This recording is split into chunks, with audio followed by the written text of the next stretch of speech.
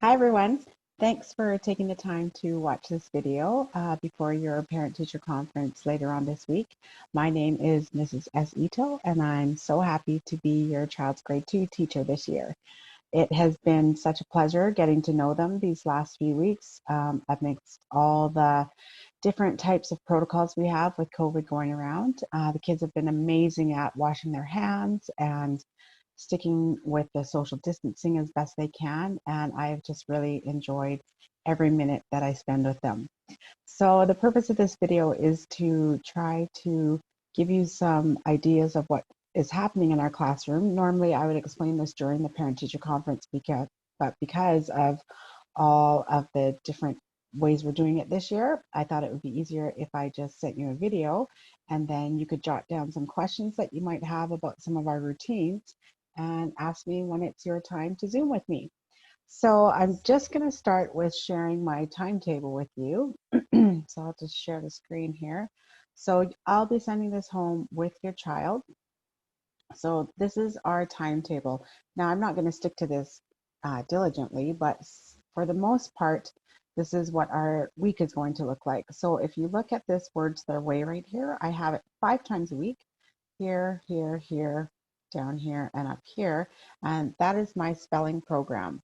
So every week, you guys will be getting a spelling sort, and it looks kind of like this. I'll just share it again. Hold up. So you'll be getting a sort that kind of looks like this. And what I would like you to do with your child is these are the star words. Those are the words that show the families that the words are to be sorted in. So last week we did cat and man, and all the kids were to sort the words. So cat, bat would go under cat, sat, cat, can, man, pan, man. Now, I understand that these words were a little bit easy for some of your children, but this coming up week will be when I'm sending home sorts that are more geared towards their level. So, what I would like you to do is on Mondays, when they bring this sort home, I'd like you to have your child cut them out. And then all they have to do is find a spot on the table and sort them, and then you can put them in like a Ziploc bag or something and keep them for the week so that you can practice during the week. On Tuesday, Wednesday, and Thursday, I sent home a sheet that explained all the different fun ways that you can practice these words, and then they will get a test on it on Friday. So I thank you in advance for studying those with your child. So let's go back to my timetable. Here it is. So on the timetable here, you can see that I have Daily 5. Now, Daily 5 is my reading and my writing program. And then we also have Daily Math down here. And I like to use a center approach when I teach these subjects because then I can put the kids into smaller groups and we can do reading and math at their level.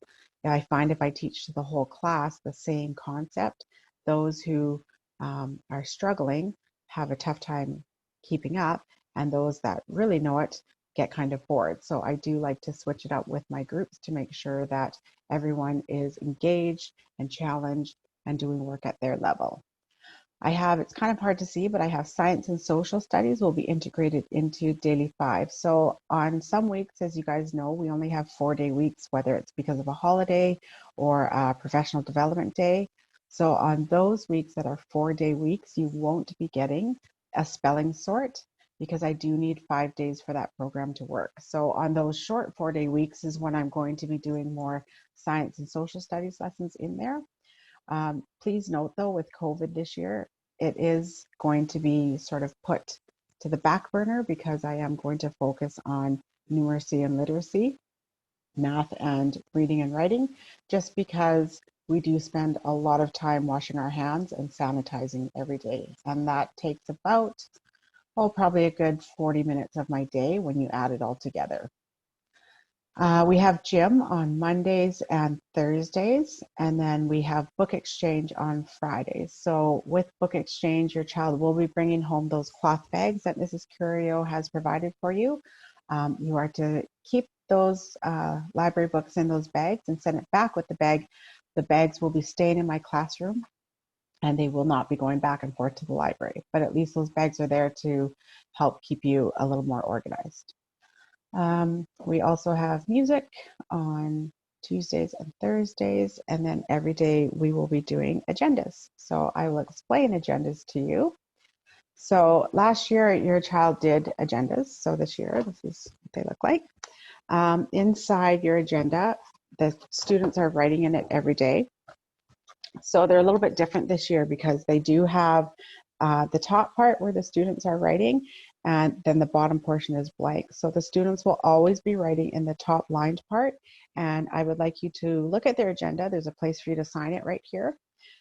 Sign it every day so I know that you've seen it, and then you can write any notes that you have to me down in this area. Please try to avoid writing up in here because I save that for the students. If you write up here, then it's a little bit hard for them to fit in all that they have to write if you've taken up that space. Inside the agenda too is a clear pouch that you should be checking daily. So it's right here, it's kind of hard to see. It's right there. I call that their hot dog pouch because I put any sort of notices or forms that go home in that hot dog pouch. And I call it a hot dog pouch because when they have their papers, I tell them to fold it like a hot dog, like this. Otherwise, because then when it's in their agenda, it's sticking out the top and you know that there's something in there. I find if they fold it like a hamburger, like this, then it gets hidden in their pouch and you can't really see that there's anything in there. So just make sure you're checking their hot dog pouch every day to make sure that there are not any forms in there that you've missed. You will also get every Monday, your child will be bringing home a clear Ziploc bag that's called their home reading bag. And in there will be 5 books at your child's level that they will be reading for 15 minutes a day at home. So inside that in the home reading bag are these blue slips right here. These are for you to record their reading. So after they've read for 15 minutes, I'd like you to write their name, not the name of the book, their name, and then the type of reading that they do. So there's, they can read the home reading books. I will be sending home some sight words, and also I'll be setting up a Raz Kids and Epic account for your child to read for electronic copies of books. So just tell me what you did, if it was a book or if you practice their sight words or you did Raz Kids or Epic, for the how many minutes read, which should say 15 every day, and then your signature. So please, this is important. When you have filled out one of these blue slips, give it to your child and they're going to put it in their agenda in the hot dog pouch. Do not put them back in the home reading bag because then I don't see them until the end of the week when you return them. So put the blue slips in the hot dog pouch. And I have taught the children that when they come to school, the first thing that they're supposed to do is take out their agenda, check their hot dog pouch. They're going to put their blue slips in their pocket of the classroom, their home reading pockets. And then when they get prizes at 10 books, 20 books, 30, 40, 50, all the way up to 100 books.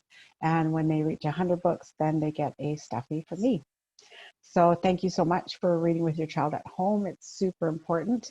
I have found that with COVID and everything, most of the students that I've listened to read are just a little bit behind right now, but it's totally understandable, and I'm confident that I'll be able to catch them up if you do home reading with them at home too.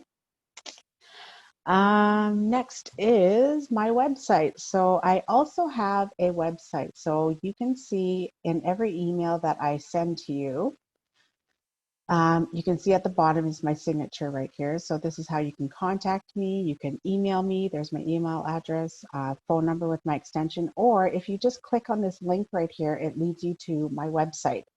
And on my website, it shows, this is the main tab that I want you to focus on. So we have daily agenda. So when the students write in their agenda, they copy it from here. So you can see we have home reading. Last week we did Dimes for Terry Fox, study spelling, which is spelled wrong. Oops, sorry. Then we have all this. So this is important that even if your child is away and you're not sure what is happening or what they need for the next day, you can always go to my website and look to see what they have written down in their agendas. And then the second tab is the weekly spelling words here.